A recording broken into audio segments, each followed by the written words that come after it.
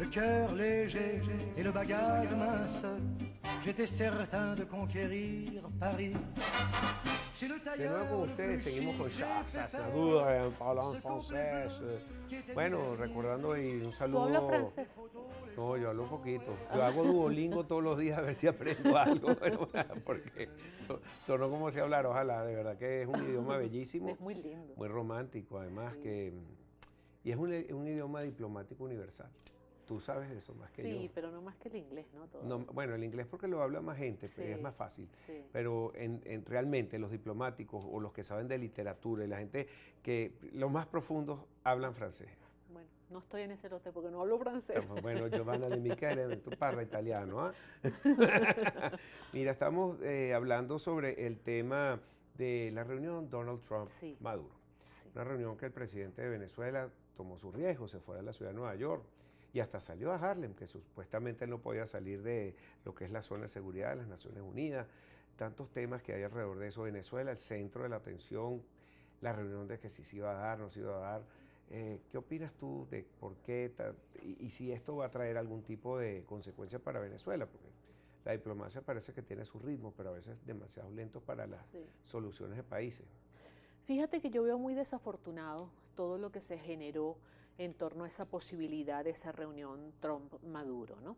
Por varias razones. Primero, por la forma intempestiva en que salió Maduro a Nueva York para asistir a la Asamblea General de Naciones Unidas cuando no estaba prevista su participación. De hecho, quien aparecía en la lista de oradores era el canciller venezolano Jorge Arreaza, no aparecía Nicolás Maduro.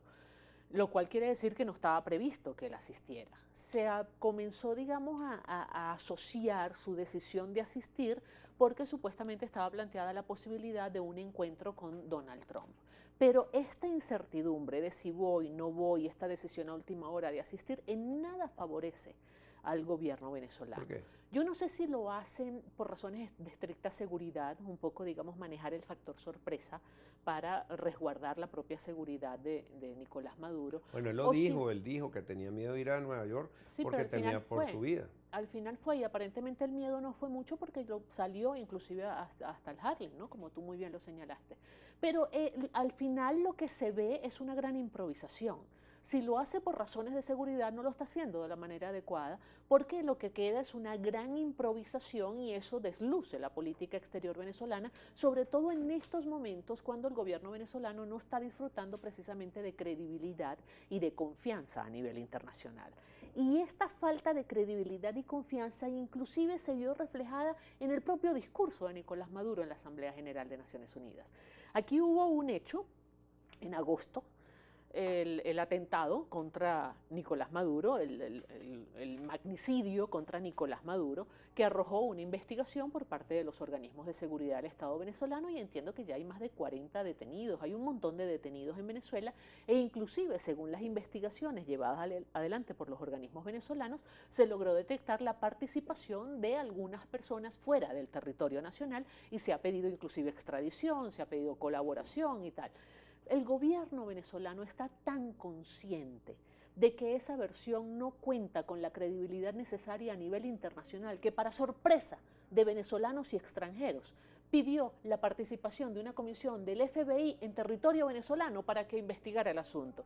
Y no conforme con eso, llega a la Asamblea General de Naciones Unidas y pide una comisión de Naciones Unidas para investigar el magnicidio de agosto. Ahora, ¿quiere decir algo el hecho que no haya habido quórum? Había muy pocas personas. Suele suceder.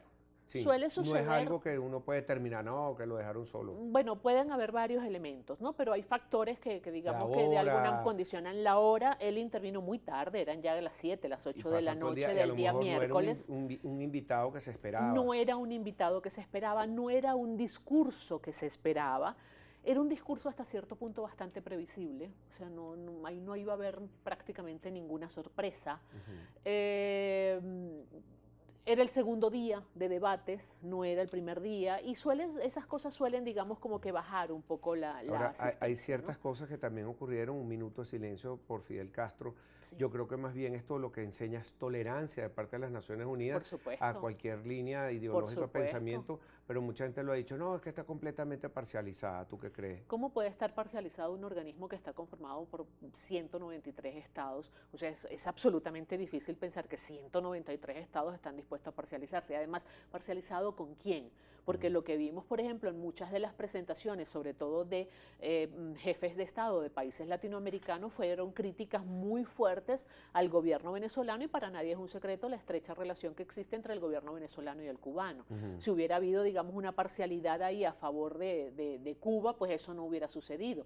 Si hubiera habido tal parcialidad, no se hubiera dado la resolución del Consejo de Derechos Humanos instando al gobierno venezolano a aceptar la ayuda humanitaria. Si existiera esa tal parcialidad, no se hubiera dado el pronunciamiento que se dio hoy. Hoy un grupo de expertos en materia de salud de la Oficina del Alto Comisionado de Naciones Unidas para los Derechos Humanos manifestó su preocupación por la crisis de salud de Venezuela y por las consecuencias que eso está generando en todo el continente americano. Sí. Y esto es un tema importante, Pedro, que ha Ajá. pasado un poco debajo de la mesa. ¿Por qué? Porque, por ejemplo, la Organización Mundial de la Salud había certificado al continente americano como un continente completamente libre de ciertas enfermedades. Por ejemplo, sarampión. El continente americano era un continente libre de sarampión certificado por la Organización Mundial de la Salud. Ahora, a raíz del brote de sarampión en Venezuela, todo el continente está corriendo el riesgo de perder la certificación, no solamente Venezuela, la pierde el continente entero. Estamos viendo cómo muchos de los que llegan, por ejemplo, a Colombia, lo primero que reciben es asistencia médica para despertar una serie de enfermedades altamente contagiosas que se están dando en Venezuela Por ejemplo, y que habían una sido crisis de erradicadas. hepatitis que está empezando y lo que demuestra poca salubridad en el país que lo tiene. Bueno, pero es que el problema de la hepatitis en Venezuela va mucho más allá, porque tenemos un problema gravísimo con el sistema de agua potable. En la mayoría de las viviendas de quienes hacemos vida en territorio venezolano, no tenemos agua los 7 días de la semana, las 24 horas del día, y cuando llega en un estado absolutamente deplorable. Hay que hervirla, hay que colarla, hay que recolarla, hay que...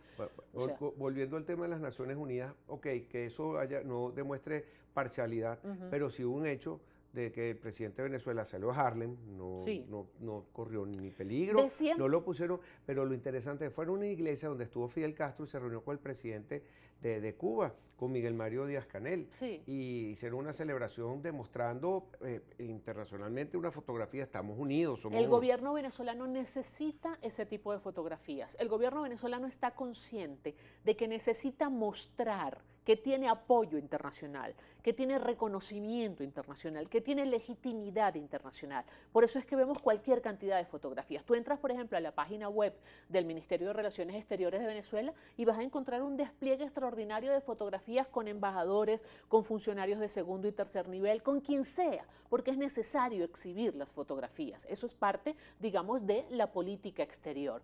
Cuando el presidente Nicolás Maduro dice en la Asamblea General de Naciones Unidas, primero comienza atacando al gobierno de Estados Unidos y después dice que está dispuesto a reunirse con Donald Trump, lo cual ya pareciera ser un grandísimo contrasentido. Por lo que te decíamos antes, no solamente se critican los argumentos, las ideas, perdón, los proyectos, sino que se ataca directamente a las personas. Cuando el presidente dice en Naciones Unidas, yo no soy un magnate, yo lo que soy es un chofer de autobús, ¿a quién le importa en Naciones Unidas si tú eres un magnate o eres un chofer de autobús? En Naciones Unidas tú estás como un jefe de Estado, como todos los demás. Estás en igualdad de condiciones. Eso lo que refleja es una sensación de inferioridad propia, percibida por el presidente de Venezuela, que necesita reconocimiento como jefe de Estado. Hubo algo que a mí me llamó mucho la atención y él dijo, Maduro, como me dicen algunos, ¿cómo quieres que le diga? Ese es su apellido. Así como se habla de Trump y se dice Trump. Así es. Pero necesita que le digan presidente. Tenemos que ir a una pausa y te quería preguntar desde el punto de vista diplomático, la última visita del presidente a China, que hizo una escala en Turquía, Sí. pero necesitaba hasta permiso de la Asamblea Nacional, no solamente para ir a China, mucho más en Turquía. No se recibe diplomáticamente y hubo un incidente ahí Sí. mediático que causó en algunos Cierto estratos, ruido. por lo menos internacionalmente. Quizás en Venezuela la gente no le dio tanta importancia, pero sí para comentarlo. Y después, bueno, también el tema de Bolivia y no quiero cerrar el programa sin sacar algunas conclusiones de cuáles son los pasos, qué es lo que va a pasar, va a haber invasión, vamos a seguir en esto 6 años. ¿Cuál es tu percepción de conclusiones? Ya regresamos con Giovanna De Michele. Je me voyais déjà en haut de l'affiche, en 10 fois plus gros que n'importe qui, mon nom s'étalait. Je me voyais déjà adulé et riche, signant mes photos aux admirateurs qui se bousculaient.